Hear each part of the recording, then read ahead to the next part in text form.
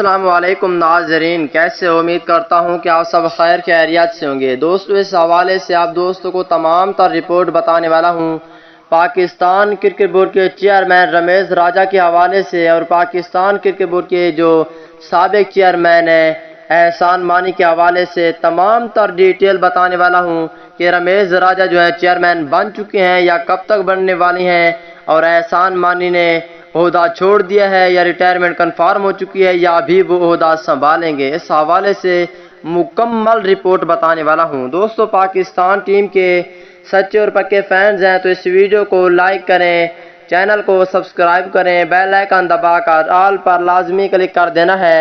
تو دوستو بڑھتے ہیں ویڈیو کی جانب اور آپ دوستوں کو بتاتے ہیں اس حوالے سے مکمل تفصیل۔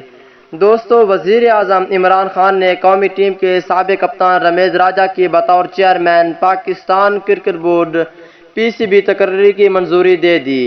ذرائع کا بتانا ہے کہ وزیراعظم آفس نے رمیز راجہ کو فون کر کے چیئرمین PCB بنائے جانے کی اطلاع دی۔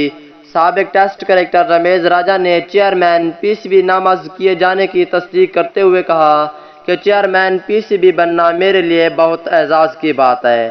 سابق کپتان نے کہا کہ وزیراعظم کے خدمات پر شکر گزار ہوں، مجھے عوام کی سپورٹ اور دعاؤں کی ضرورت ہے۔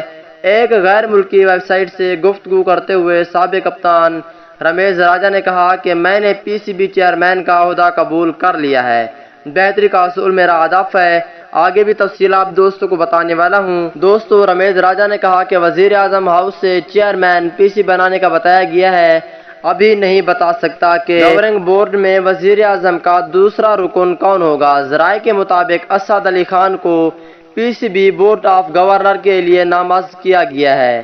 وزیراعظم کی جانب سے جلد رمیز راجہ کی گورننگ بورڈ میں تعیناتی کا نوٹیفیکیشن جاری کیا جائے گا اور کچھ روز بعد PCB میں الیکشنز ہوں گے جن میں انہیں باضابطہ طور پر رمیز راجہ کو چیئرمین بنایا جائے گا، اور احسان مانی نے بالکل جواب دے دیا ہے اب وہ چیئرمین نہیں رہے پاکستان کرکٹ بورڈ۔